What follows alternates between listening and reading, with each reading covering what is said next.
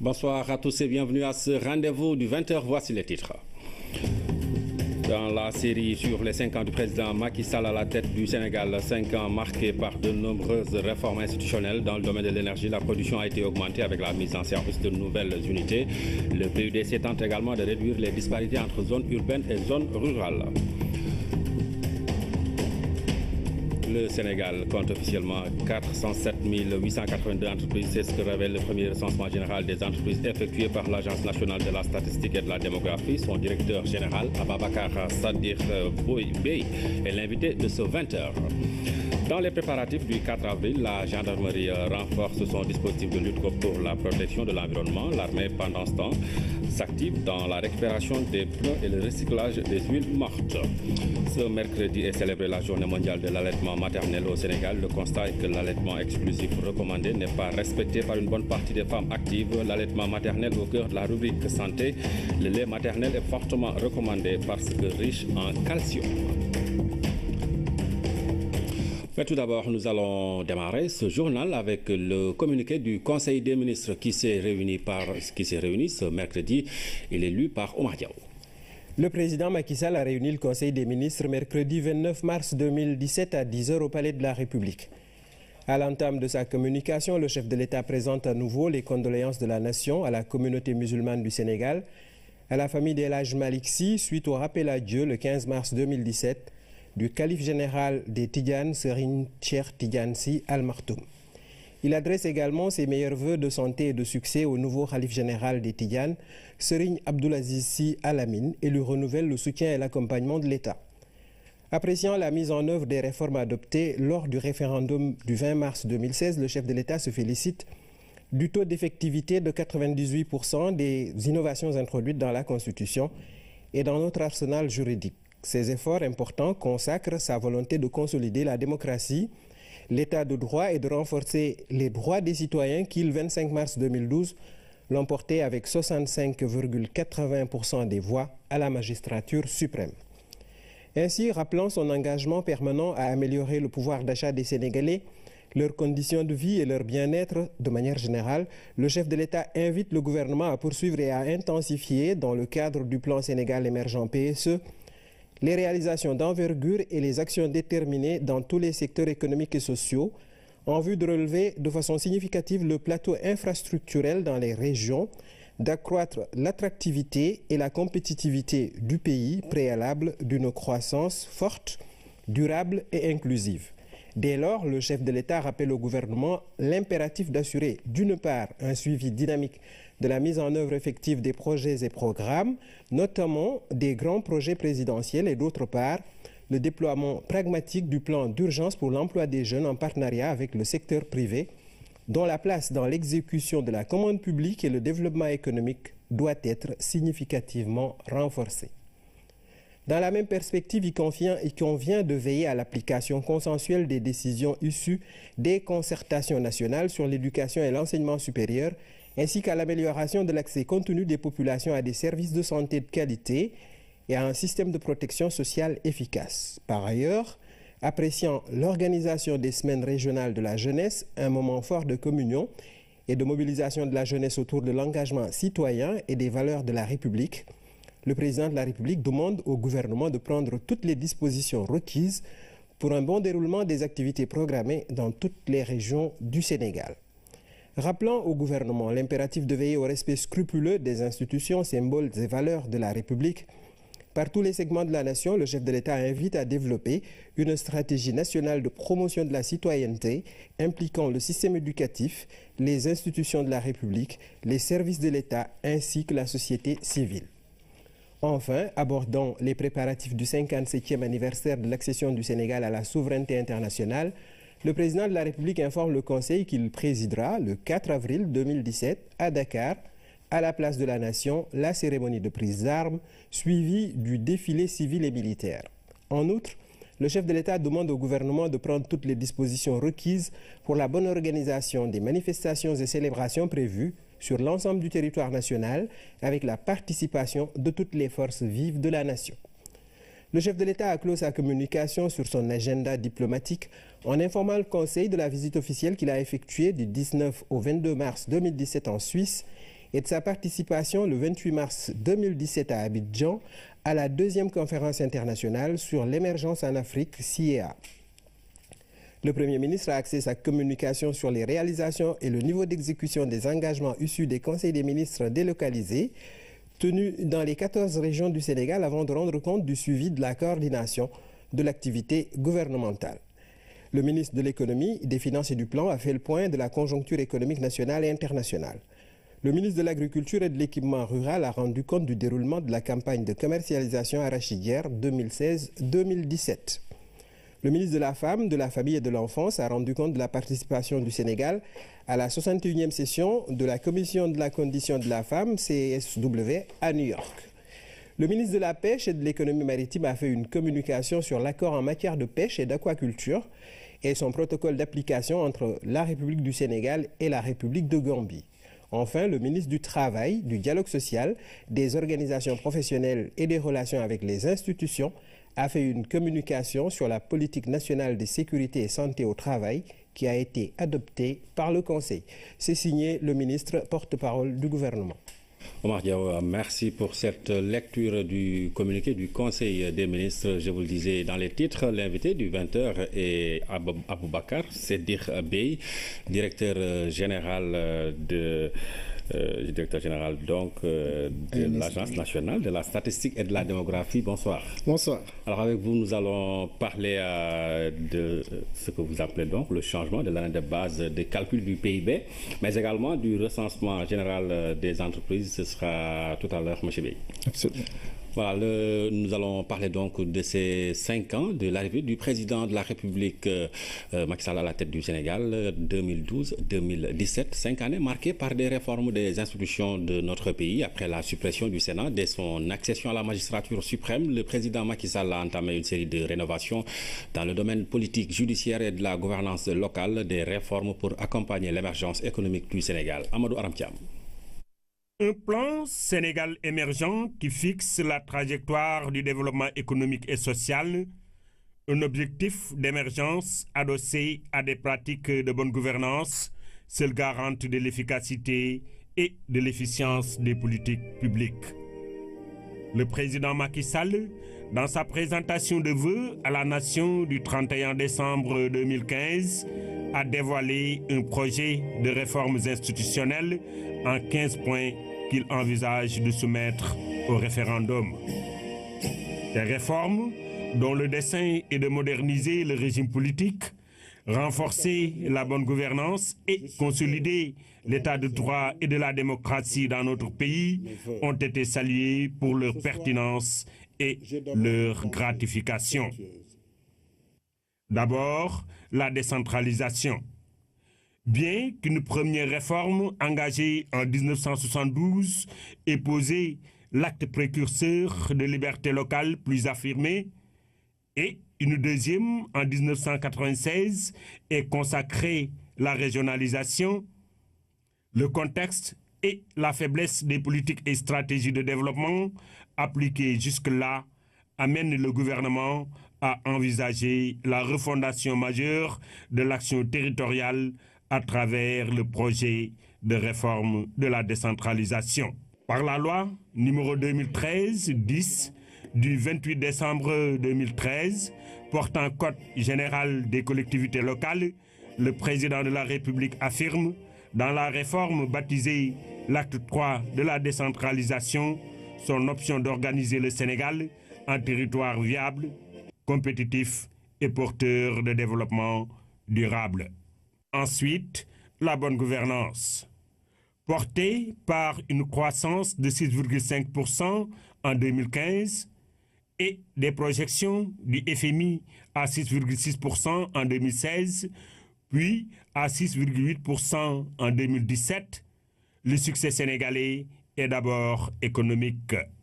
Un succès économique rendu possible grâce à la ferme volonté du président Sall de lutter contre la corruption, les actes de prévarication et de dilapidation des deniers publics. L'OFNAC est alors mise en place et la Cour de répression de l'enrichissement illicite remise sur pied. Par le truchement du référendum, la nouvelle constitution a introduit des réformes majeures sur les droits du citoyen, sur les ressources naturelles, renforcé les pouvoirs de l'Assemblée nationale en matière d'évaluation des politiques publiques et augmenté les membres du Conseil constitutionnel de 5 à 7, dont 2 sur proposition du Parlement. À côté du Conseil économique, social et environnemental et du Haut Conseil du dialogue social, le Haut Conseil des collectivités territoriales est créé. Grâce à ces réformes majeures, le Sénégal a fait un grand bond en avant. Des progrès sur les indices de mesure de la bonne gouvernance, comme Mo Ibrahim, ou l'indice de perception de la corruption IPC, où notre pays améliore son score en restant dans le groupe des 10 premiers. Le gouvernement, en initiant ces changements en profondeur, est guidé par le seul souci de replacer le citoyen au cœur de la gestion des affaires publiques. Et pour cela, la justice n'est pas en reste. Amadou Aram Thiam qui nous promet de revenir demain sur les réformes initiées par le président Macky Sall dans le domaine de la justice et du foncier. En 5 ans, le secteur de l'énergie a fait de grands bonds en avant. La modernisation des infrastructures et l'exploitation de nouvelles centrales ont permis d'augmenter la production. Des performances qui ont favorisé la baisse du prix de l'électricité de 10%.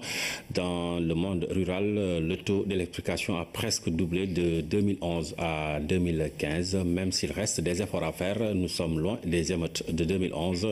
Manifestation contre les délestages, nous dit Aboubakar Kane. Des pneus calcinés dans les artères de Dakar, des agences saccagées, des familles plongées dans le noir sont à l'origine de ces émeutes.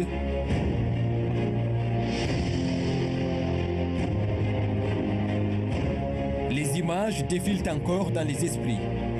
Nous sommes à la veille de la présidentielle de 2012, des manifestations de violence pour protester contre les coupures intempestives d'électricité. Loin des délestages récurrents, 5 ans après, le secteur de l'énergie affiche un tout autre visage. Mais pour renverser la tendance et arriver à un redressement durable, il a fallu à l'État investir beaucoup de moyens dans le secteur. Un vent nouveau souffle désormais, une révolution soutenue par une politique de mix énergétique. Sur la voie d'une autonomie, de nouvelles centrales sont construites et exploitées. Entre autres, Taïba Ndiaye, Boutout, Contour Global au Cap des Biches, Kaon 2, les ICS de Boro et récemment les centrales solaires de Bokhol et Malikounda.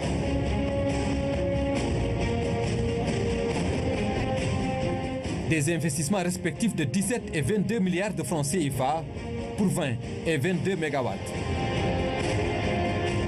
Le président de la République, justement, a attaqué le problème de front en essayant d'abord de régler le problème de la production à travers la diversification des filières pour un peu casser la tyrannie du pétrole dont nous sommes très dépendants jusqu'à présent. Essayer d'avoir une capacité de production avec un coût de production relativement bas qui permettent de vendre aux Sénégalais, aux ménages comme aux entreprises une électricité pas chère. Au total, 270 MW additionnels ont permis à Sénélec d'atteindre 821 MW de production. De 912 heures en 2011, le temps moyen annuel de coupure est ramené à 73 heures en 2016. En termes de perspective, 6 projets d'énergie solaire et éolienne seront achevés d'ici 2018 pour porter le taux d'énergie renouvelable dans le mix à 30%. Ce nouveau mix énergétique donc garantira au Sénégal une sécurité et une meilleure disponibilité dans l'approvisionnement énergétique. Au-delà d'une disponibilité, la réduction de 10% du prix de l'électricité participe d'une politique inclusive voulue par le président Macky Sall. Avec le plan de relance intégré de l'électricité et le service universel de l'énergie, d'un coût de plus de 300 milliards de francs CFA, le secteur de l'énergie reste l'un des axes majeurs du PSE. Le monde rural n'est pas en reste. 648 villages électrifiés en 2012, 1192 en 2015. L'objectif étant d'arriver à 60% en fin 2017 pour corriger le déséquilibre et réparer les injustices.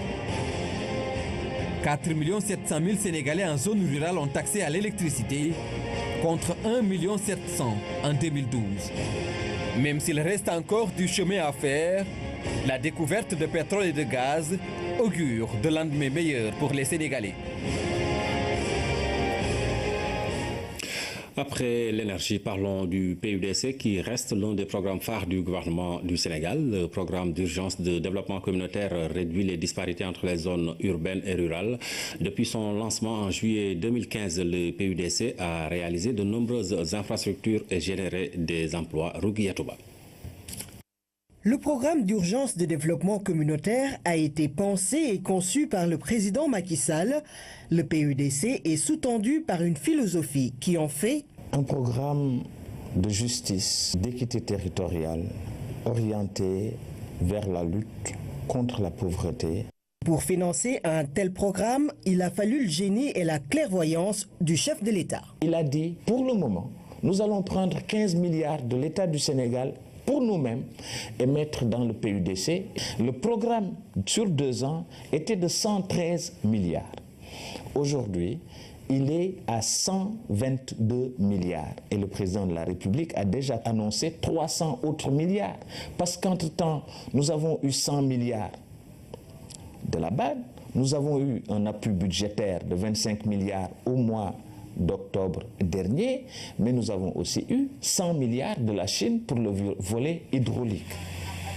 Le PUDC a donc convaincu, le gouvernement s'est alors retroussé les manches pour assurer la mise en œuvre et le suivi du programme qui présente ses réalisations 20 mois seulement après son lancement. Au Sénégal, le stock piste rurale était à 12 500 km en 2012. C'est en moyenne 193 km par année.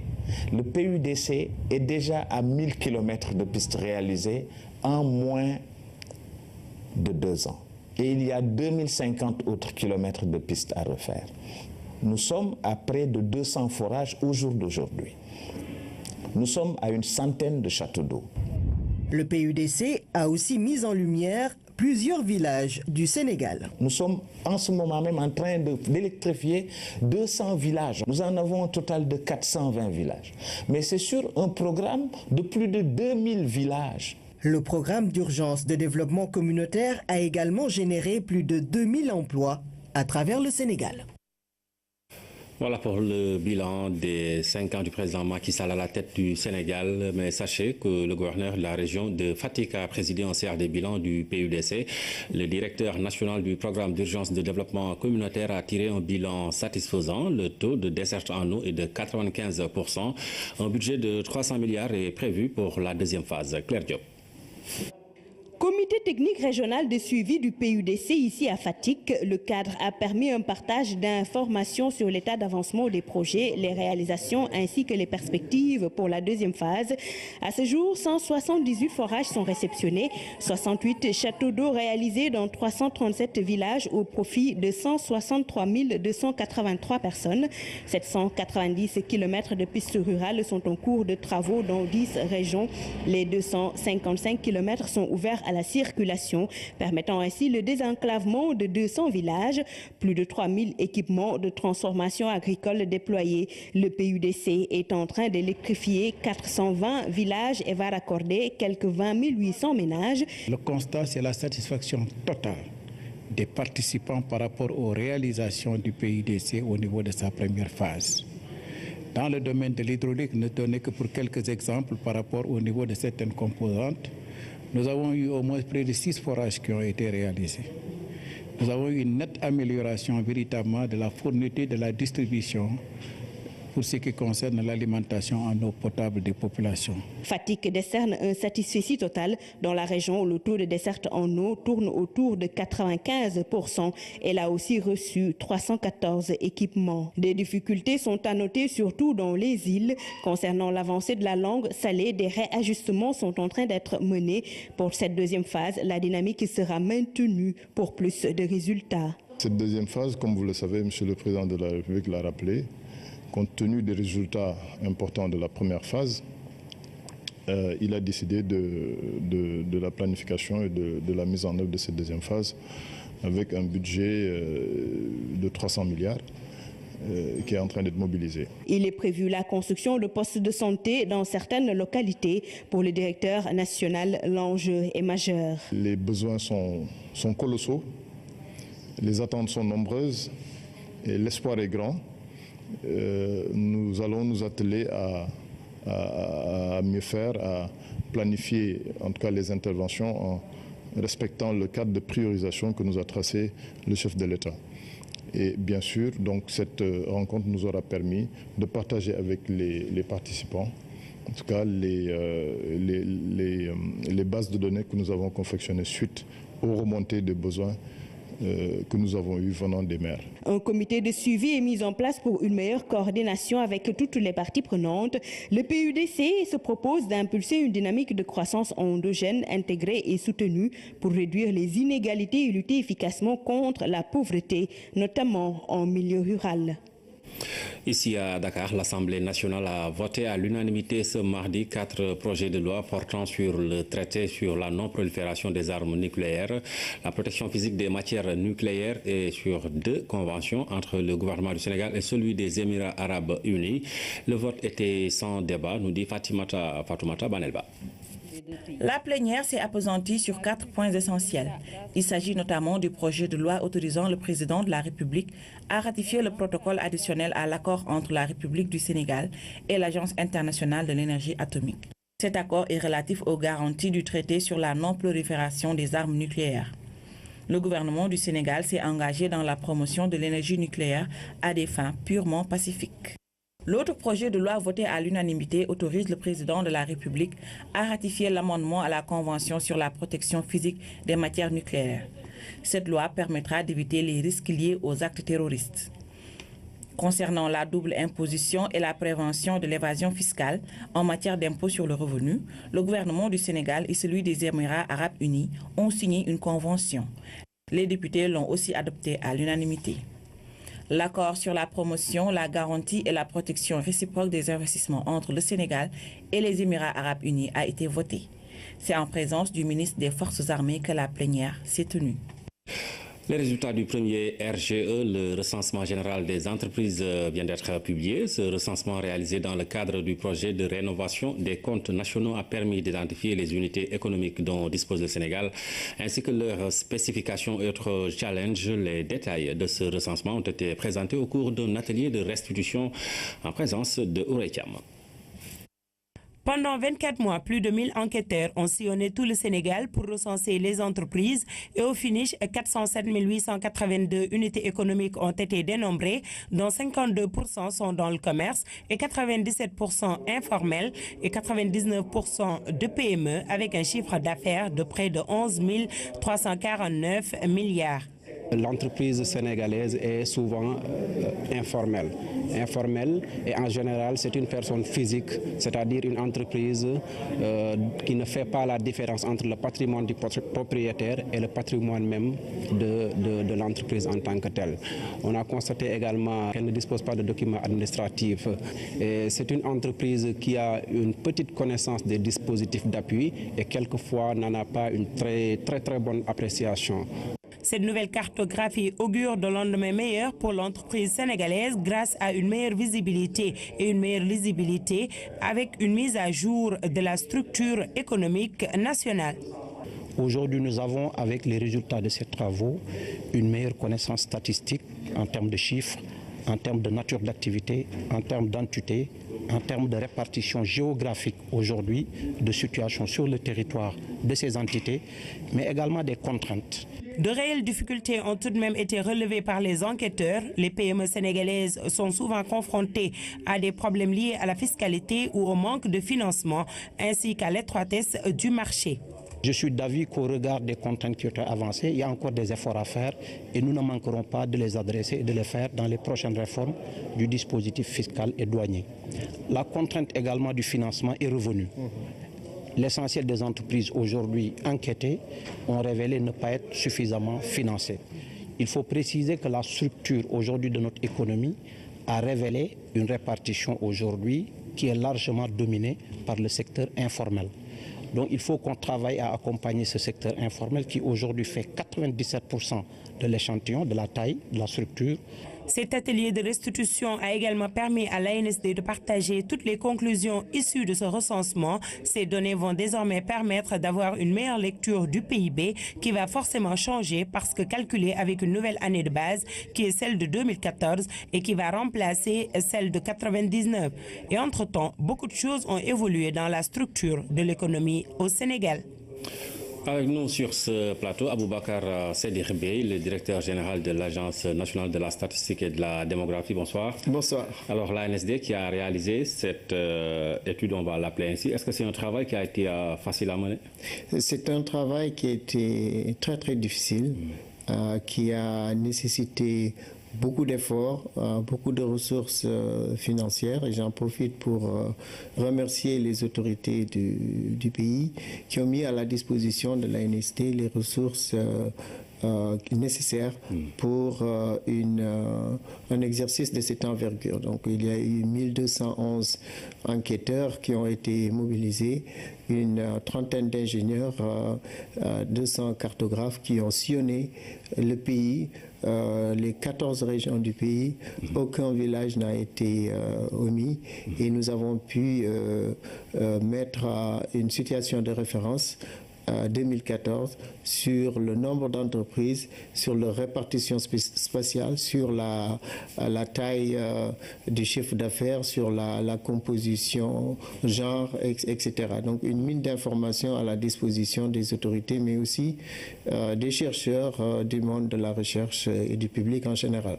Les entreprises dont vous parliez, c'est 407 882 entreprises et un chiffre d'affaires de 11 349 milliards. Alors pour notre pays, c'est comment? C'est important ou bien? C'est extrêmement important. C'est moins les chiffres, la taille que les dynamiques économiques sous-jacentes qui permettent de mieux comprendre l'entreprise, parce qu'il faut se rappeler que le Sénégal a connu 4 recensements de la population, ce qui nous a permis d'avoir une bonne idée des dynamiques de population et de pouvoir circonscrire des problèmes du genre la mortalité infantile qui a connu une baisse drastique parce que nous avons une connaissance fine des problèmes de population. Mais à contrario, on n'a pas une connaissance des entreprises. Or, l'entreprise, c'est l'unité de production des richesses. Plus on connaît l'entreprise, plus on connaît les difficultés et mieux on peut les résoudre. Et c'est ce que ce recensement apporte. On sait maintenant qu'on a 99% d'entreprises de PME. Nous savons que c'est 97% de secteur informel, mais que ces 97% ne génèrent que 16% du chiffre d'affaires. Donc les 3% de secteur formel expliquent 70% du chiffre d'affaires. Donc il y a des problèmes de ce genre, disons des réalités de ce genre qui apportent des questionnements. Et il y a certainement beaucoup d'entreprises qui n'ont pas été recensées. Alors à quoi cela peut-il être dû? Disons que c'est 2 étapes qu'on a considérées. Ce recensement considérer les entreprises non agricoles. Nous avons un autre volet qui va concerner cette fois-ci les entreprises, les exploitations agricoles. Et pour la première fois, encore une fois au Sénégal, nous allons cartographier et numériser toutes les exploitations agricoles du pays. Notre ambition, c'est de recenser, identifier toutes les exploitations à partir d'un quart d'hectare. Cela nous fera que le pays disposera donc d'une information très fine des exploitations agricoles, une base d'échantillonnage et une base d'extrapolation pour des meilleures statistiques agricoles et même pour la distribution des semences. C'est quelque chose qui pourrait être très utile. D'accord. Alors, et dans ce tableau, quels sont les secteurs qui émergent? Ce qui émerge, ce qu'il faut dire d'abord, c'est que déjà, du point de vue genre, nous savons que 31% des entreprises sont contrôlées par les femmes. Et au niveau de ces entreprises-là, on sait que les femmes sont plus dans le secteur hôtel, bar, restaurant et dans le commerce. Donc, pour tous ceux qui sont intéressés par le genre, par renforcer, appuyer les femmes dans l'activité économique, l'ANSD dispose aujourd'hui, en tout cas le pays dispose aujourd'hui d'une base qui permettra de mieux cibler les interventions orientées genre. Nous savons aussi que à part le commerce qui domine, il y a les industries textiles, ce qu'on appelle ici industrie textile. C'est pratiquement les tailleurs qui sont donc la seconde branche et qui tournent autour de 40 000.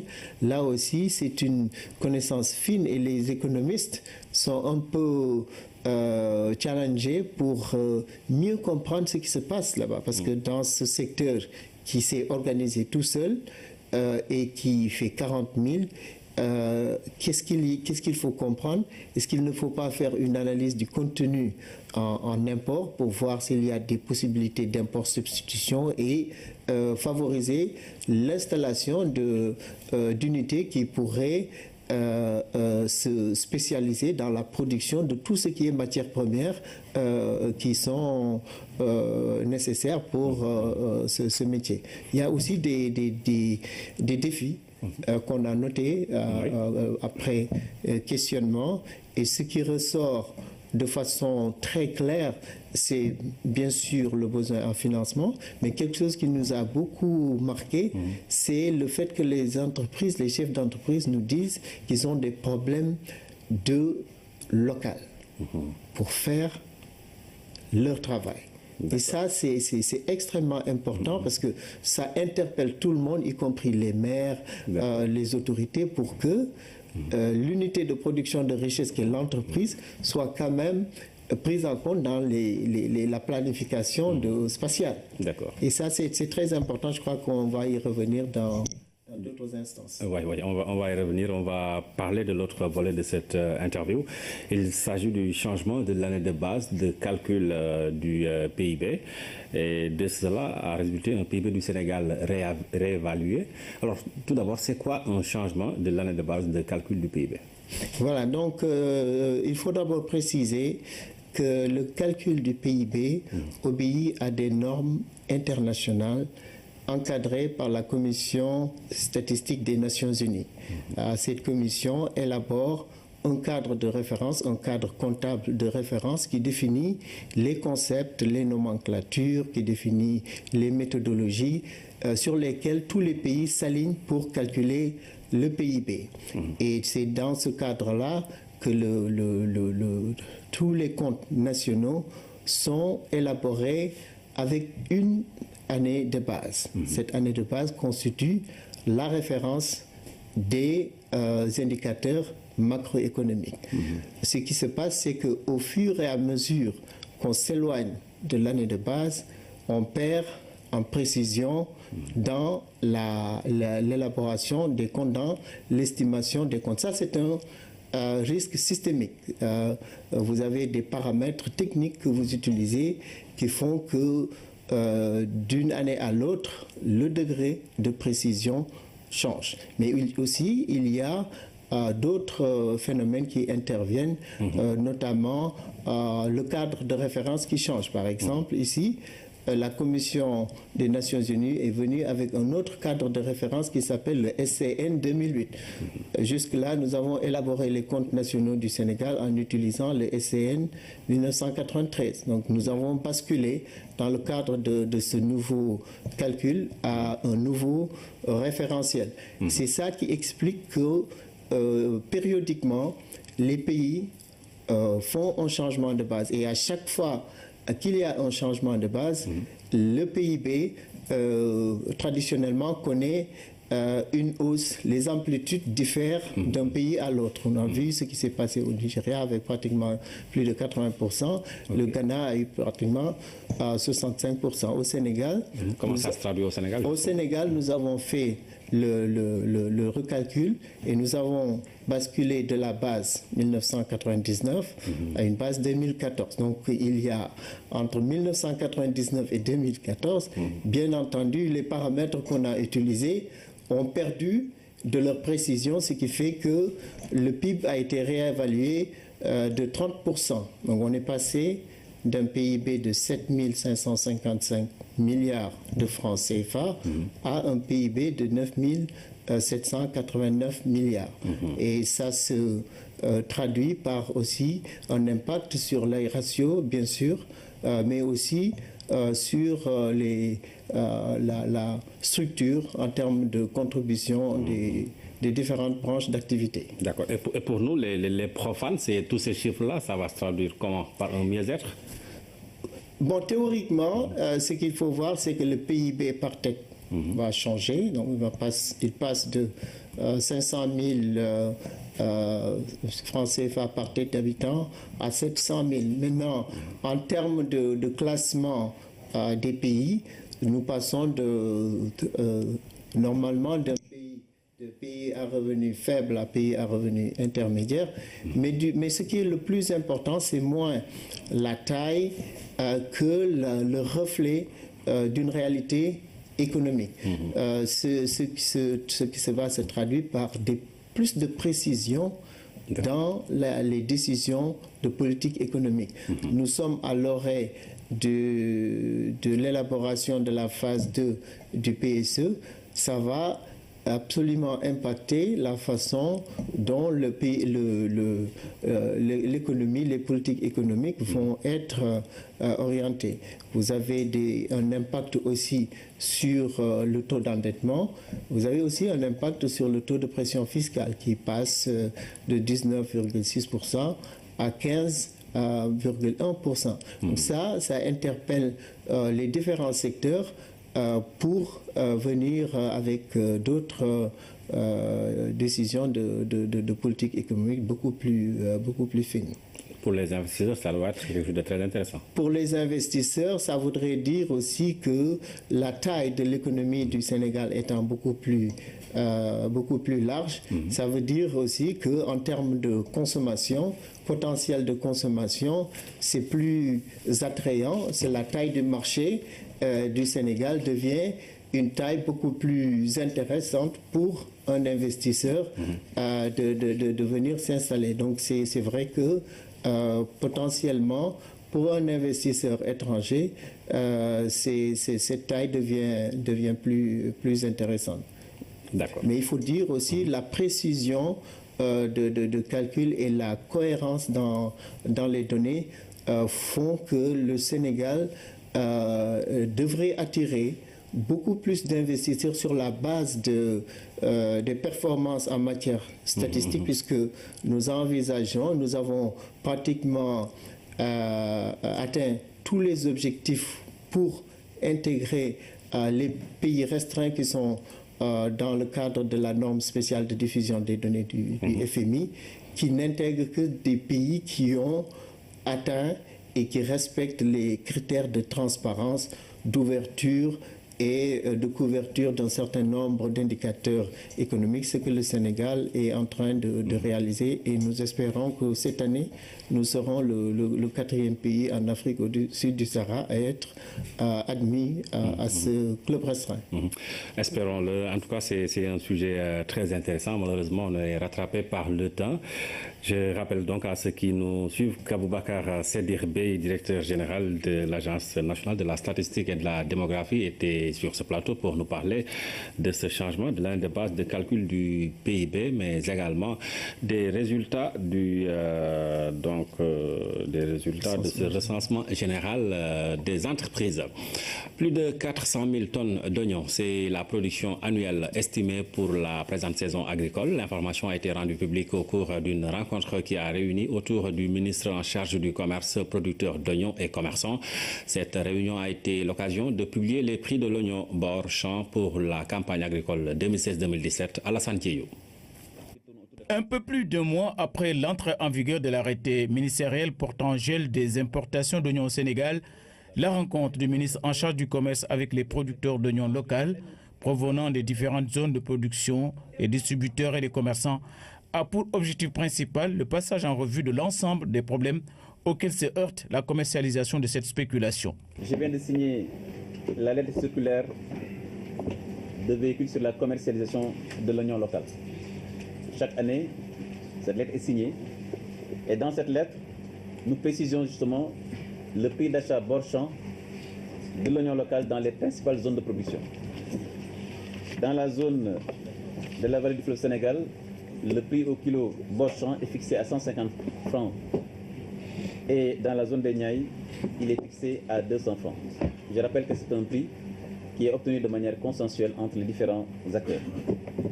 Et cette lettre circulaire également est un instrument de régulation des marchés intérieurs.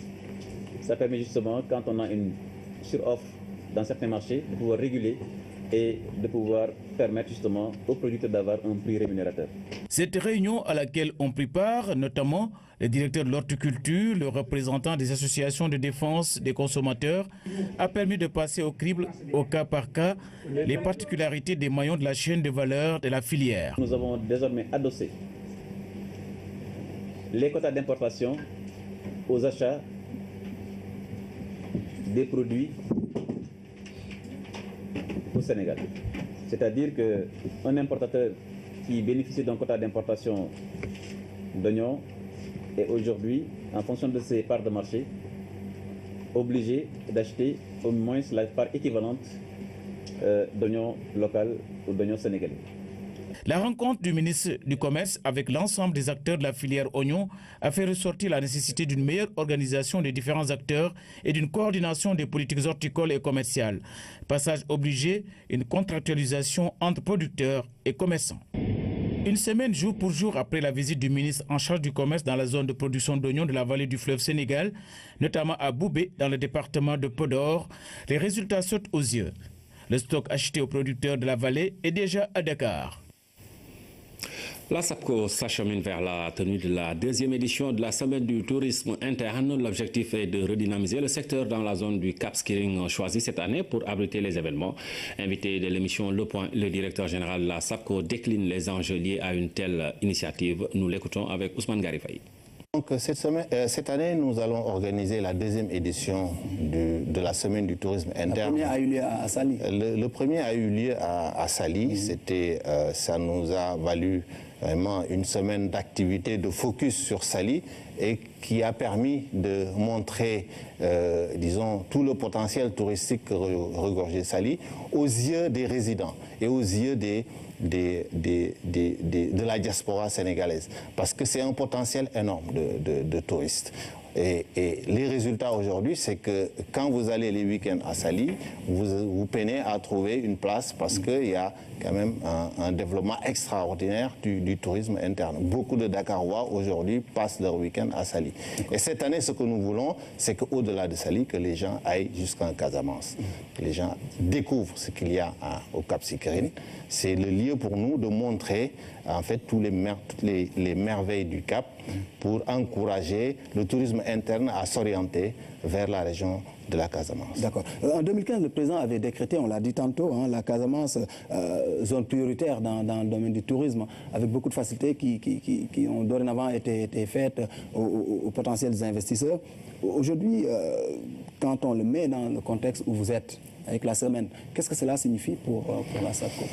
Alors, nous avons vraiment la mission de concrétiser l'orientation et la vision du président de la République qui connaît le potentiel touristique de la Casamance.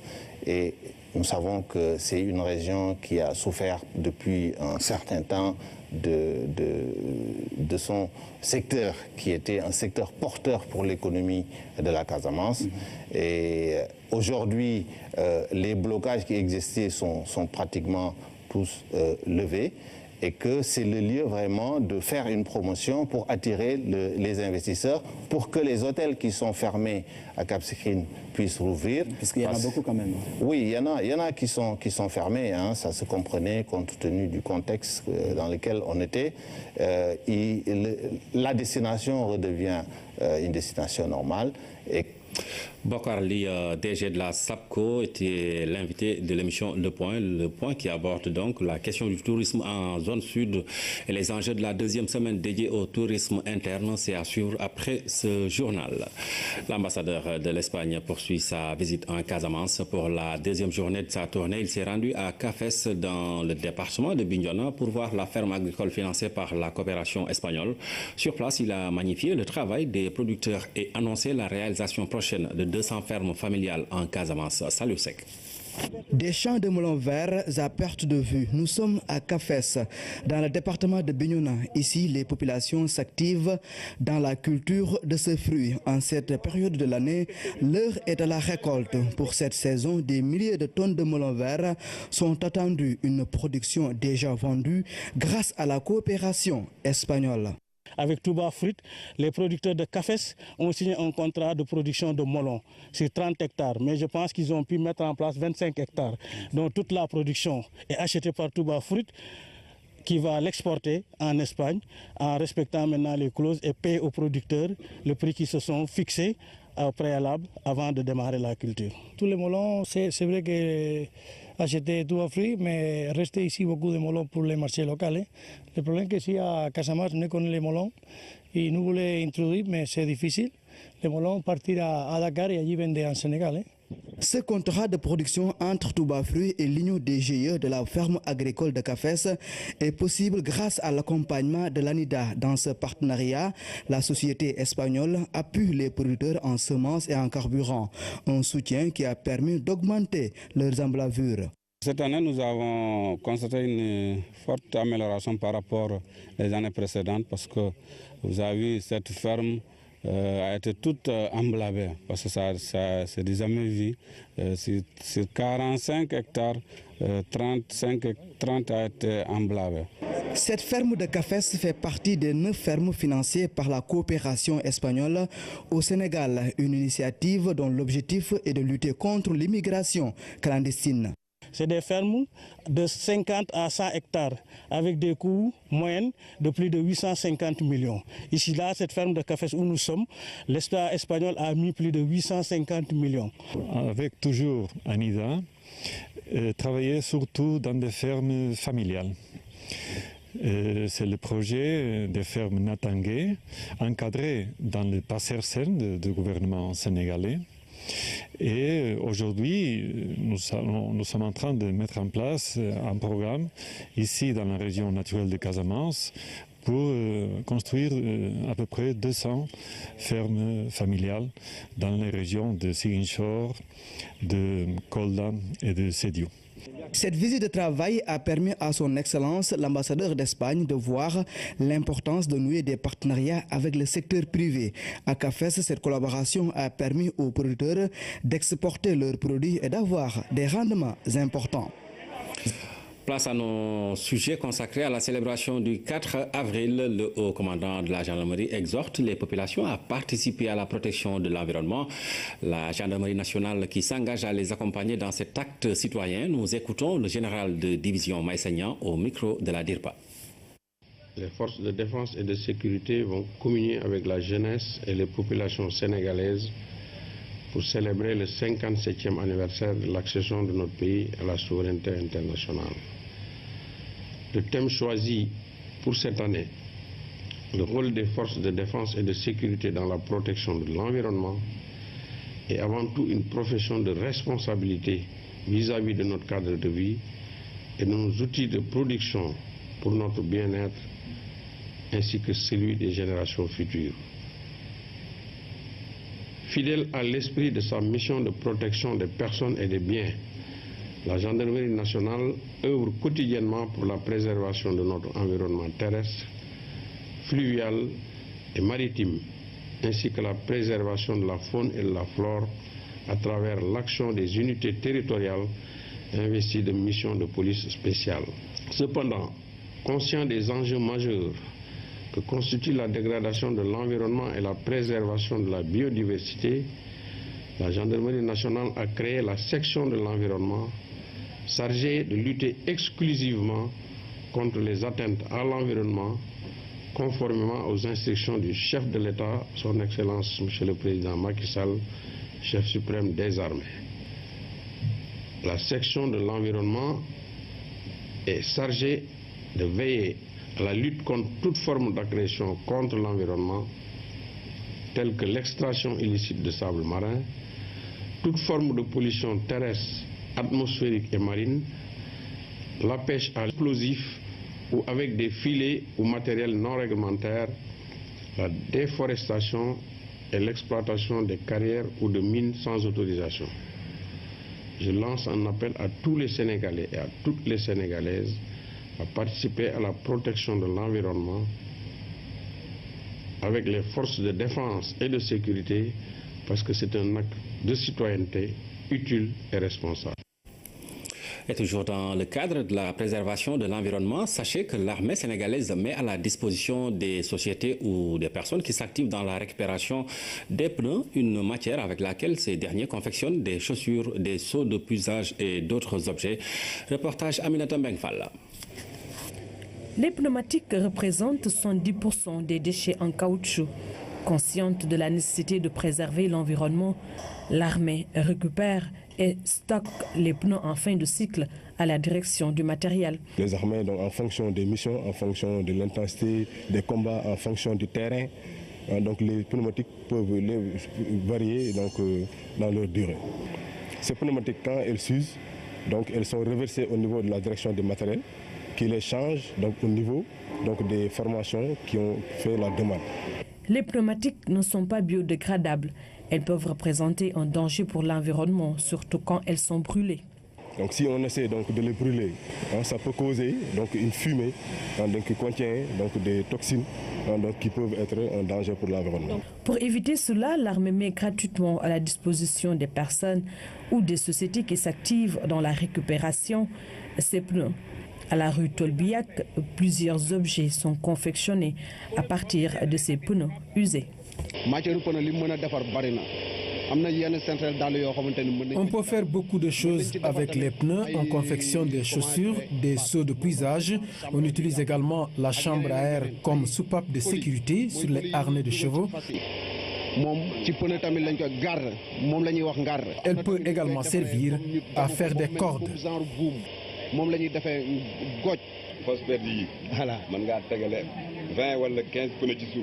Pour les fosses perdues, on peut mettre 15 pneus en sous-sol. Cela peut durer des années sans être vidé. On le voit souvent dans les villages. Ces pneus sont également utilisés dans la réparation de véhicules et beaucoup en génie civil.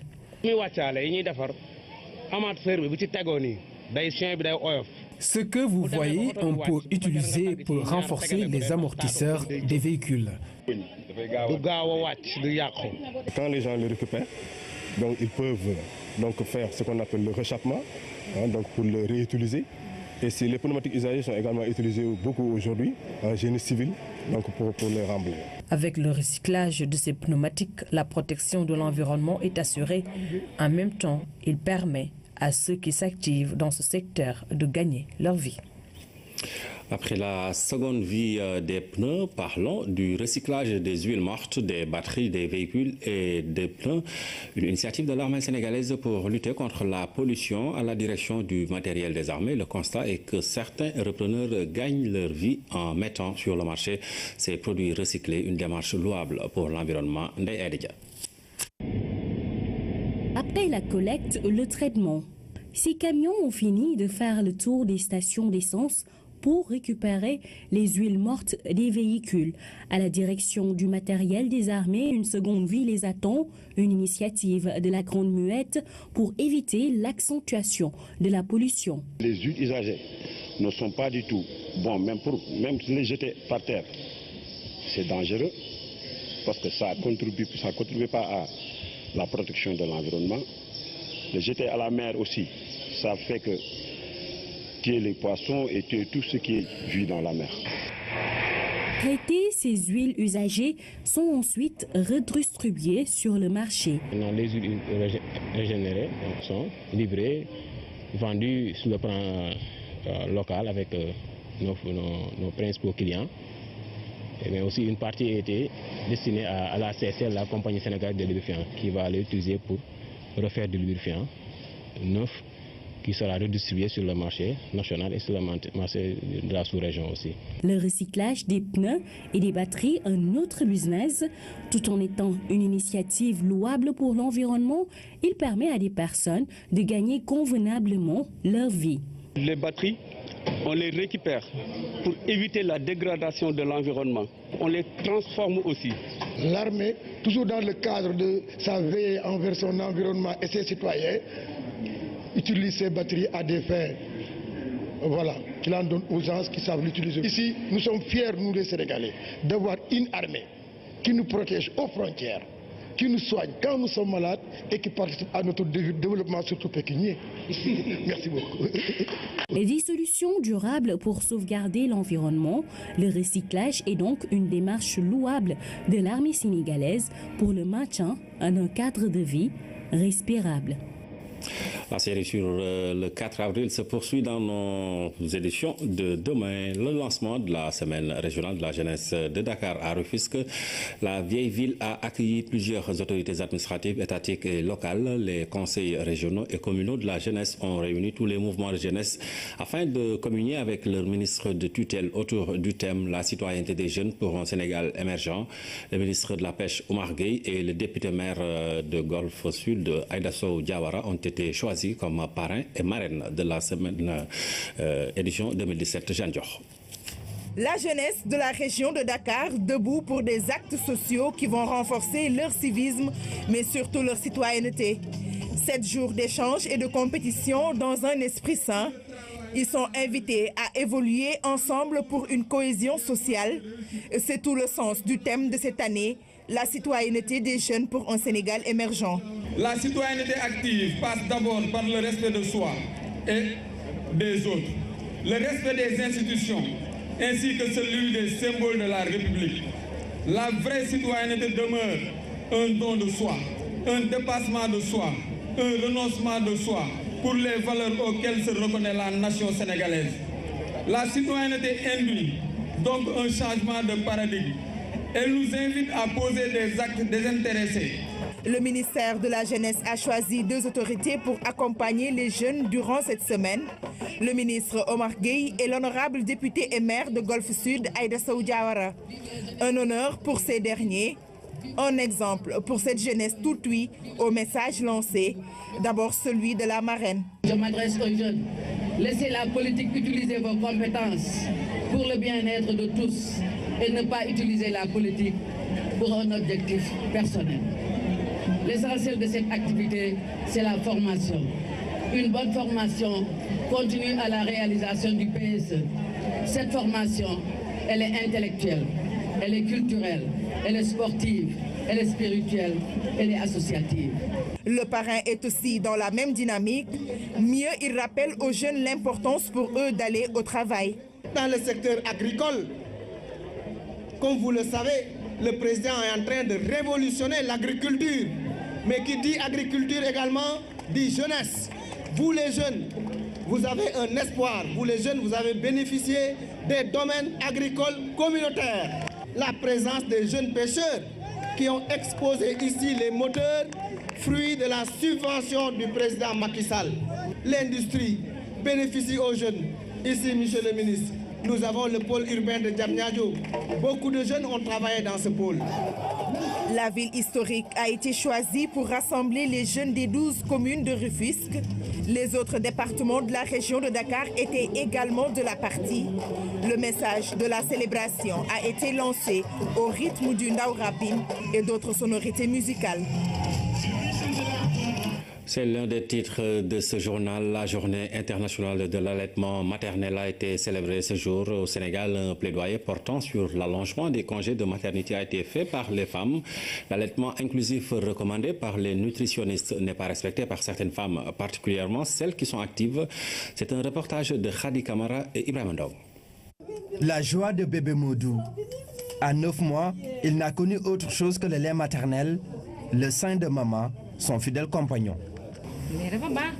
Même les médecins nous recommandent d'allaiter nos bébés avec le lait maternel et c'est vraiment bénéfique pour le bébé mais également pour la mère. Consciente des bienfaits du lait maternel, cette mère de famille n'hésite pas à prendre des résolutions à chaque fois qu'elle allaite. Après accouchement, je préfère tout arrêter et me concentrer exclusivement à l'allaitement de mon enfant jusqu'au sevrage. Elle a donc fait de l'allaitement maternel exclusif une option. D'autres, elles, sont obligées de faire un allaitement mixte. Les raisons ne manquent pas. Je quitte le matin à 5 heures pour aller au travail. Et pendant toute la journée, il prend le biberon. Je faisais un allaitement mixte, donc du coup j'alternais le sein et le biberon. Vu que c'est des jumeaux, donc du coup en fait dans la journée on leur donnait des biberons et moi le soir je leur donnais un peu le sein.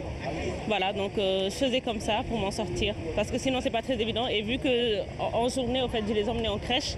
Voilà, j'avais pas le choix. En plus c'était des jumeaux, donc il fallait que je trouve une solution pour pouvoir m'en sortir avec les deux. Des femmes qui ne doutent guère de l'importance que constitue le lait maternel. Les acteurs de la santé sont formels. On commence d'abord pendant la grossesse à sensibiliser sur l'importance de l'allaitement maternel. Maintenant, à la salle d'accouchement, on leur parle de l'allaitement maternel. On leur conseille d'alimenter l'enfant au sein dans les 30 minutes qui suivent l'accouchement. Donc, aussitôt après accouchement, on leur demande de mettre les bébés au sein. En ce jour de célébration de l'allaitement maternel, les femmes plaident pour une augmentation de la durée des congés de maternité.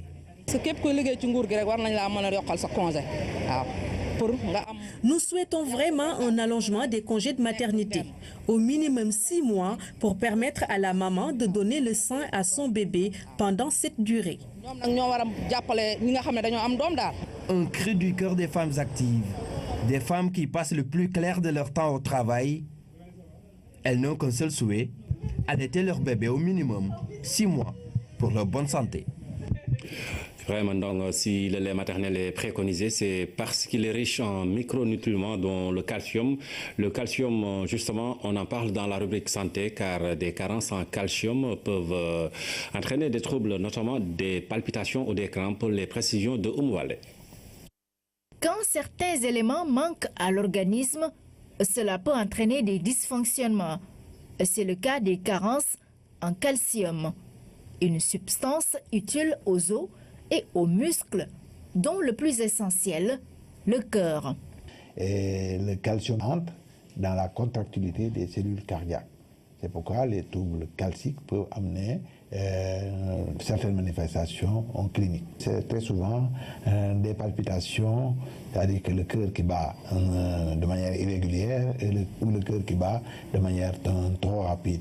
Et des fois, c'est mal ressenti, c'est senti comme une sorte de gêne et ça s'accompagne parfois aussi d'angoisse. Quand il n'y a pas assez de calcium, quand on a ce qu'on appelle une hypocalcémie, une baisse du calcium, vous pouvez avoir des crampes musculaires qui peuvent être parfois douloureuses. Les personnes qui sont plus susceptibles à ces troubles sont les personnes âgées, mais aussi les femmes en âge de ménopause. Il va arriver que chez les personnes âgées, c'est les personnes les femmes qui sont en ménopause qu'il y a un déficit en calcium, mais avec une alimentation correcte, on peut combler. On peut de temps en temps rajouter un supplément calcique. Et on pense aussi le calcium va très souvent avec le magnésium. S'il y a un déficit d'un produit, il y a un déficit de l'autre. C'est pourquoi on les combine ou bien on les associe. Ces troubles peuvent être corrigés par des apports nutritionnels avant de penser à la supplémentation. C'est-à-dire que le calcium, c'est un élément qu'on trouve un peu partout. Dans une alimentation normale, tous les produits laitiers contiennent du calcium. Les légumes à feuilles vertes contiennent du calcium. Les noix contiennent du calcium. Donc, avec une alimentation régulière, on peut avoir suffisamment de calcium. Le calcium, comme d'autres éléments nutritionnels, est fondamental au bon fonctionnement du muscle cardiaque. Il fait partie des éléments qui font dire qu'une alimentation équilibrée est primordiale pour rester en bonne santé. La rubrique santé revient mercredi prochain, mais nous restons avec la santé. Au Sénégal, une enquête du ministère de la Santé révèle que près de 7 Sénégalais sur 10 n'ont jamais consulté un spécialiste des dents et de la bouche. Pourtant, la prévalence des affections bucco-dentaires est forte et certaines d'entre elles sont même mortelles.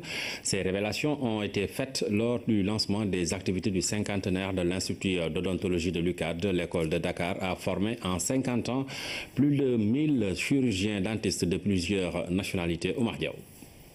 Le quart de l'amicale des femmes dentistes est stationné devant le département qui les a formées. Elles offrent gracieusement à l'intérieur des soins bucco-dentaires que beaucoup de Sénégalais n'ont jamais eus. Il a été bien montré que 67% des Sénégalais n'ont jamais fait l'objet de soins dentaires.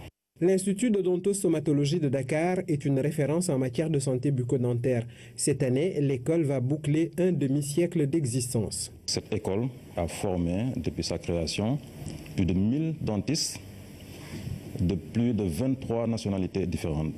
La célébration pour la première fois de la Journée mondiale de la santé bucco-dentaire à la faculté de médecine a été un moment fort de partage avec les étudiants. L'accent a été particulièrement mis sur la prévention de ces affections pouvant être, contrairement à ce que l'on croit, fatales. Cause de décès, ce sont des maladies mortelles. Ce sont des maladies aussi qui entraînent une forte morbidité avec des séquelles invalidantes. De nombreuses maladies générales ont un lien direct avec une mauvaise santé bucco-dentaire. Comme le diabète, l'hypertension, certaines maladies cardiovasculaires, les abcès cérébraux qui sont mortels. Donc toutes ces affections-là peuvent avoir une origine ou un lien avec une mauvaise santé bucco-dentaire. Et pour revenir à la prévention des affections bucco-dentaires, le brossage régulier et la consultation d'un spécialiste au moins une fois par année sont vivement conseillés. L'actualité internationale sous forme de brèves illustrées, elle nous mène au Royaume-Uni, en France et en Afrique du Sud. Mais nous allons d'abord en Côte d'Ivoire où l'acquittement de Simone Gbagbo fait débat. Philomène Constance Diagne. L'acquittement de Simone Gbagbo suscite beaucoup de réactions. Des associations parties civiles ne cachent pas leur désarroi. C'est le cas de la Ligue ivoirienne des droits de l'homme qui, par la voix de son président, dit ne pas être surpris par cette décision. La Fédération internationale des droits de l'homme l'a rejoint.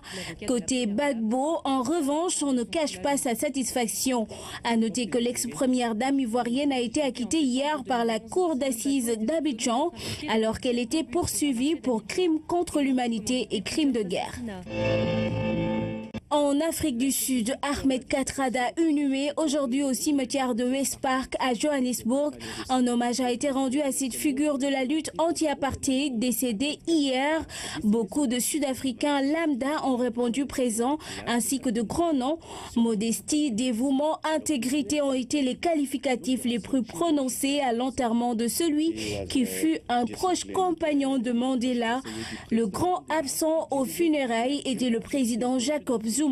La raison, la famille du défunt lui avait demandé de ne pas être présent.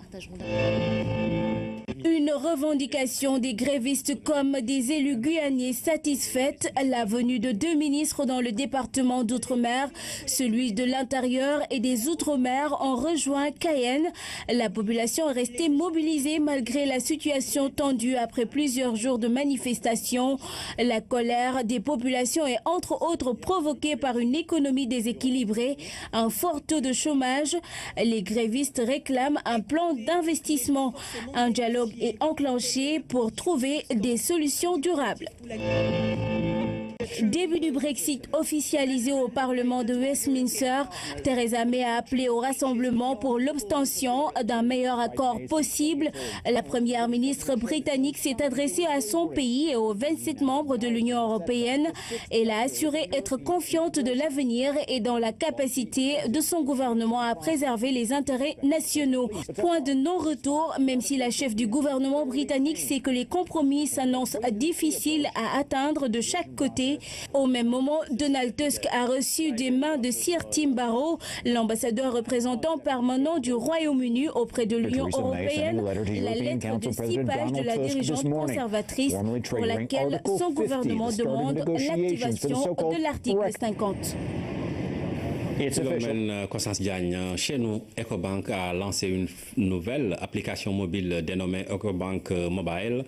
La banque panafricaine innove pour satisfaire ses 200 000 clients au Sénégal et faciliter les transactions via le téléphone mobile à Wandiaï. EcoBank est un établissement financier panafricain qui propose des solutions financières aux entreprises, aux gouvernements et aux clients privés. EcoBank Sénégal a des défis en termes de services.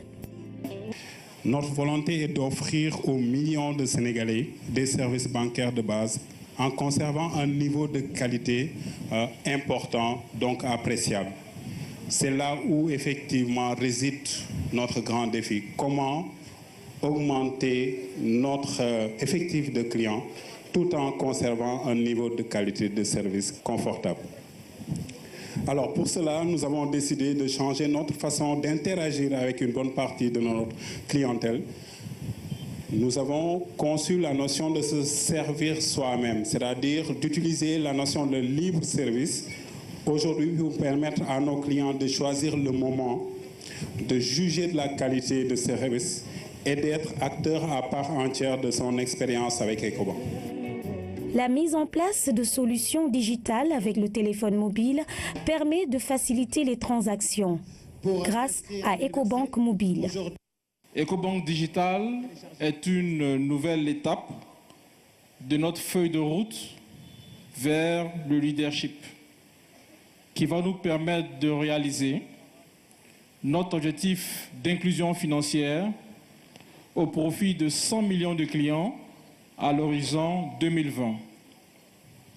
C'est avec ce nouveau pas dans l'amélioration de notre offre de produits et services, un nouveau pas vers ce que la banque est à venir. EcoBank Digital, c'est notre réponse à l'évolution de notre société qui est devenue une société numérique. Aujourd'hui, les objets connectés nous permettent d'organiser au quotidien, de gérer notre quotidien, de gérer nos activités dans une économie de temps, d'énergie et de coûts. La nouvelle application EcoBank Mobile est un nouveau pas dans le secteur bancaire. La troisième banque du Sénégal innove avec des services simples et accessibles. EcoBank Mobile permet d'envoyer de l'argent, d'effectuer des achats et des paiements instantanément. Les invités et les collaborateurs de la banque ont découvert un service souple et sécurisé. Plusieurs artistes se sont relayés sur scène lors de la cérémonie de lancement d'EcoBank Mobile. Voilà, Ecobank Mobile, dernier venu dans la sphère de la banque au Sénégal. À suivre après cette édition, l'émission Le Point qui reçoit ce soir Bokar Ly, DG de la SACO, qui va parler avec Ousmane Garifay du tourisme en zone sud et des enjeux de la deuxième semaine dédiée au tourisme interne qui va donc avoir lieu ce week-end au Cap Skirring. Merci de nous avoir suivis. Ibrahima Mboup revient pour le dernier journal. Passez d'excellents moments en compagnie des programmes de la RTS.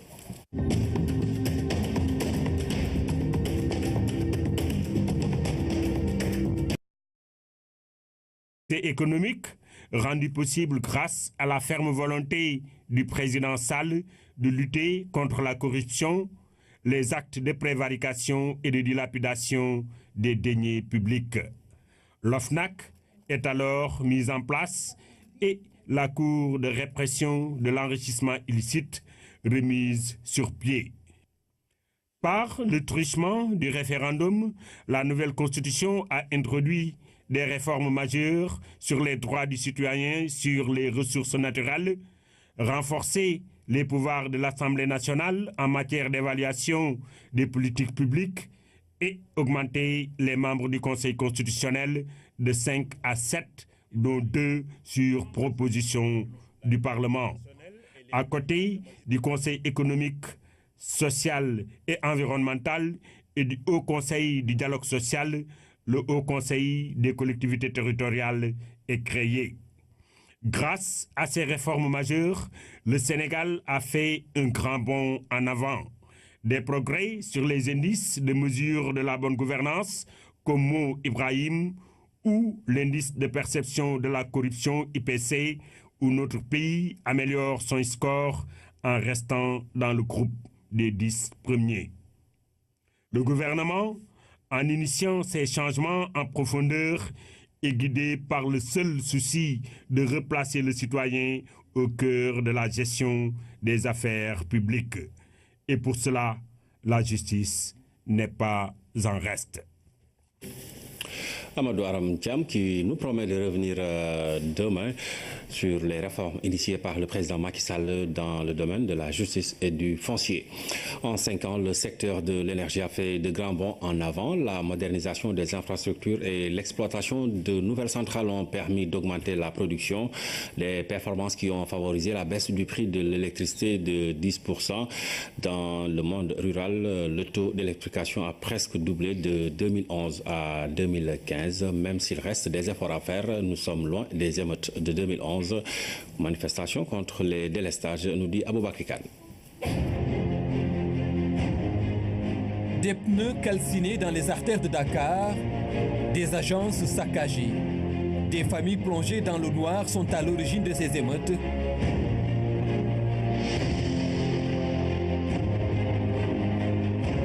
Les images défilent encore dans les esprits.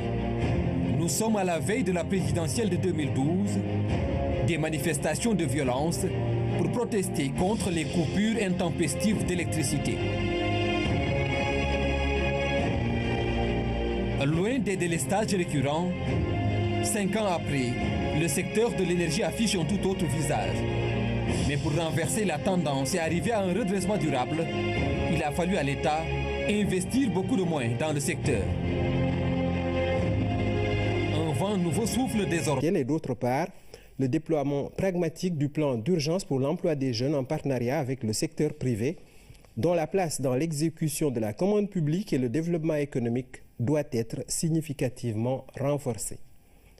Dans la même perspective, il convient de veiller à l'application consensuelle des décisions issues des concertations nationales sur l'éducation et l'enseignement supérieur, ainsi qu'à l'amélioration de l'accès contenu des populations à des services de santé de qualité et à un système de protection sociale efficace. Par ailleurs, appréciant l'organisation des semaines régionales de la jeunesse, un moment fort de communion et de mobilisation de la jeunesse autour de l'engagement citoyen et des valeurs de la République, le président de la République demande au gouvernement de prendre toutes les dispositions requises pour un bon déroulement des activités programmées dans toutes les régions du Sénégal. Rappelant au gouvernement l'impératif de veiller au respect scrupuleux des institutions, symboles et valeurs de la République, Par tous les segments de la nation, le chef de l'État invite à développer une stratégie nationale de promotion de la citoyenneté impliquant le système éducatif, les institutions de la République, les services de l'État ainsi que la société civile. Enfin, abordant les préparatifs du 57e anniversaire de l'accession du Sénégal à la souveraineté internationale, le président de la République informe le Conseil qu'il présidera le 4 avril 2017 à Dakar, à la place de la Nation, la cérémonie de prise d'armes suivie du défilé civil et militaire.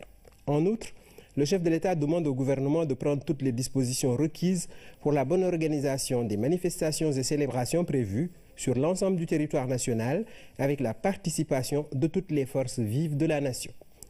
Le chef de l'État a clos sa communication sur son agenda diplomatique en informant le Conseil de la visite officielle qu'il a effectuée du 19 au 22 mars 2017 en Suisse et de sa participation le 28 mars 2017 à Abidjan à la 2e conférence internationale sur l'émergence en Afrique, CIEA. Le Premier ministre a axé sa communication sur les réalisations et le niveau d'exécution des engagements issus des conseils des ministres délocalisés tenus dans les 14 régions du Sénégal avant de rendre compte du suivi de la coordination de l'activité gouvernementale. Le ministre de l'Économie, des Finances et du Plan a fait le point de la conjoncture économique nationale et internationale. Le ministre de l'Agriculture et de l'Équipement rural a rendu compte du déroulement de la campagne de commercialisation arachidière 2016-2017. Le ministre de la Femme, de la Famille et de l'Enfance a rendu compte de la participation du Sénégal à la 61e session de la Commission de la Condition de la Femme, CSW, à New York. Le ministre de la Pêche et de l'Économie maritime a fait une communication sur l'accord en matière de pêche et d'aquaculture et son protocole d'application entre la République du Sénégal et la République de Gambie. Enfin, le ministre du Travail, du Dialogue social, des organisations professionnelles et des relations avec les institutions a fait une communication sur la politique nationale de sécurité et santé au travail qui a été adoptée par le Conseil. C'est signé le ministre porte-parole du gouvernement. Omar Diaw, merci pour cette lecture du communiqué.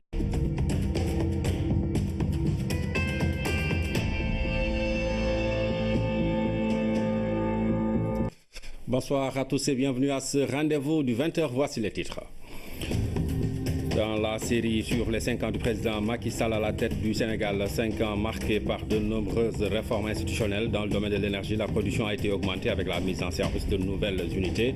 Le PUDC tente également de réduire les disparités entre zones urbaines et zones rurales. Le Sénégal compte officiellement 407 882 entreprises. C'est ce que révèle le premier recensement général des entreprises effectué par l'Agence nationale de la statistique et de la démographie. Son directeur général, Ababakar Sadir Bey, est l'invité de ce 20h. Dans les préparatifs du 4 avril, la gendarmerie renforce son dispositif de lutte pour la protection de l'environnement. L'armée, pendant ce temps, s'active dans la récupération des pneus et le recyclage des huiles mortes. Ce mercredi est célébrée la journée mondiale de l'allaitement maternel au Sénégal. Le constat est que l'allaitement exclusif recommandé n'est pas respecté par une bonne partie des femmes actives. L'allaitement maternel au cœur de la rubrique santé. Le lait maternel est fortement recommandé parce que riche en calcium. Mais tout d'abord, nous allons démarrer ce journal avec le communiqué du Conseil des ministres qui s'est réuni ce mercredi. Il est lu par Omar Diaw. Le président Macky Sall a réuni le Conseil des ministres mercredi 29 mars 2017 à 10h au Palais de la République. À l'entame de sa communication, le chef de l'État présente à nouveau les condoléances de la nation à la communauté musulmane du Sénégal, à la famille d'El Hadj Malick Sy suite au rappel à Dieu le 15 mars 2017 du calife général des Tidjanes, Serigne Cheikh Tidiane Sy Al Maktoum. Il adresse également ses meilleurs vœux de santé et de succès au nouveau calife général des Tidjanes, Serigne Abdoulaziz Sy Al Amine, et lui renouvelle le soutien et l'accompagnement de l'État. Appréciant la mise en œuvre des réformes adoptées lors du référendum du 20 mars 2016, le chef de l'État se félicite du taux d'effectivité de 98% des innovations introduites dans la Constitution et dans notre arsenal juridique. Ces efforts importants consacrent sa volonté de consolider la démocratie, l'état de droit et de renforcer les droits des citoyens qui, le 25 mars 2012, l'ont porté avec 65,80% des voix à la magistrature suprême. Ainsi, rappelant son engagement permanent à améliorer le pouvoir d'achat des Sénégalais, leurs conditions de vie et leur bien-être de manière générale, le chef de l'État invite le gouvernement à poursuivre et à intensifier, dans le cadre du plan Sénégal émergent PSE, les réalisations d'envergure et les actions déterminées dans tous les secteurs économiques et sociaux en vue de relever de façon significative le plateau infrastructurel dans les régions, d'accroître l'attractivité et la compétitivité du pays préalable d'une croissance forte, durable et inclusive. Dès lors, le chef de l'État rappelle au gouvernement l'impératif d'assurer d'une part un suivi dynamique de la mise en œuvre effective des projets et programmes, notamment des grands projets présidentiels. Du Conseil des ministres, je vous le disais dans les titres, l'invité du 20h est Aboubakar Seddiq Bey, directeur général de l'Agence nationale de la statistique et de la démographie. Bonsoir. Bonsoir. Alors avec vous, nous allons parler de ce que vous appelez donc le changement de l'année de base des calculs du PIB, mais également du recensement général des entreprises. Ce sera tout à l'heure, M. Bey. Absolument. Voilà, nous allons parler donc de ces 5 ans de l'arrivée du président de la République Macky Sall à la tête du Sénégal, 2012-2017. 5 années marquées par des réformes des institutions de notre pays. Après la suppression du Sénat, dès son accession à la magistrature suprême, le président Macky Sall a entamé une série de rénovations dans le domaine politique, judiciaire et de la gouvernance locale, des réformes pour accompagner l'émergence économique du Sénégal. Amadou Aramtiam. Un plan Sénégal émergent qui fixe la trajectoire du développement économique et social, un objectif d'émergence adossé à des pratiques de bonne gouvernance, seule garante de l'efficacité et de l'efficience des politiques publiques. Le président Macky Sall, dans sa présentation de vœux à la nation du 31 décembre 2015, a dévoilé un projet de réformes institutionnelles en 15 points qu'il envisage de soumettre au référendum. Ces réformes, dont le dessein est de moderniser le régime politique, renforcer la bonne gouvernance et consolider l'état de droit et de la démocratie dans notre pays, ont été saluées pour leur pertinence et leur gratification. D'abord, la décentralisation. Bien qu'une première réforme engagée en 1972 ait posé l'acte précurseur de liberté locale plus affirmée, et une deuxième en 1996 ait consacré la régionalisation, le contexte et la faiblesse des politiques et stratégies de développement appliquées jusque-là amènent le gouvernement à envisager la refondation majeure de l'action territoriale à travers le projet de réforme de la décentralisation. Par la loi numéro 2013-10 du 28 décembre 2013 portant Code général des collectivités locales, le président de la République affirme, dans la réforme baptisée l'acte 3 de la décentralisation, son option d'organiser le Sénégal en territoire viable, compétitif et porteur de développement durable. Ensuite, la bonne gouvernance. Portée par une croissance de 6,5% en 2015 et des projections du FMI à 6,6% en 2016, puis à 6,8% en 2017, le succès sénégalais est d'abord économique. Un succès. Mais une révolution soutenue par une politique de mix énergétique. Sur la voie d'une autonomie, de nouvelles centrales sont construites et exploitées.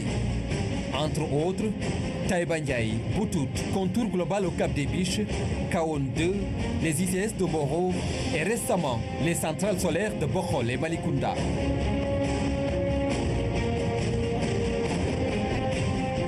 Des investissements respectifs de 17 et 22 milliards de francs CFA pour 20 et 22 mégawatts.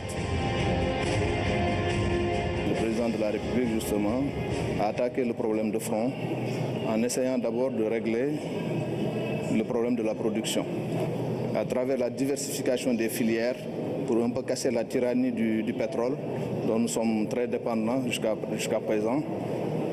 Essayer d'avoir une capacité de production avec un coût de production relativement bas qui permette de vendre aux Sénégalais, aux ménages comme aux entreprises une électricité pas chère. Au total, 270 MW additionnels ont permis à Sénélec d'atteindre 821 MW de production. De 912 heures en 2011, le temps moyen annuel de coupure est ramené à 73 heures en 2016. En termes de perspective, 6 projets d'énergie solaire et éolienne seront achevés d'ici 2018 pour porter le taux d'énergie renouvelable dans le mix à 30%. Ce nouveau mix énergétique donc garantira au Sénégal une sécurité et une meilleure disponibilité dans l'approvisionnement énergétique. Au-delà d'une disponibilité, la réduction de 10% du prix de l'électricité participe d'une politique inclusive voulue par le président Macky Sall.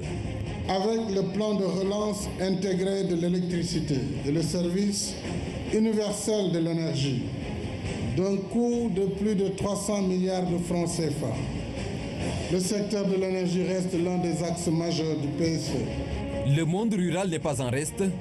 648 villages électrifiés en 2012, 1192 en 2015.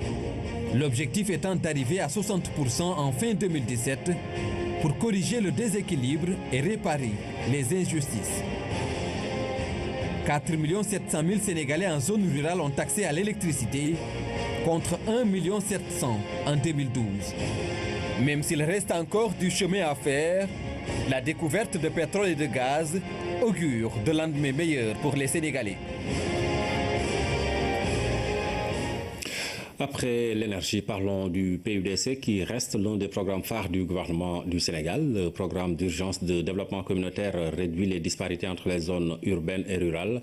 Depuis son lancement en juillet 2015, le PUDC a réalisé de nombreuses infrastructures et généré des emplois. Rougui Yatouba. Le programme d'urgence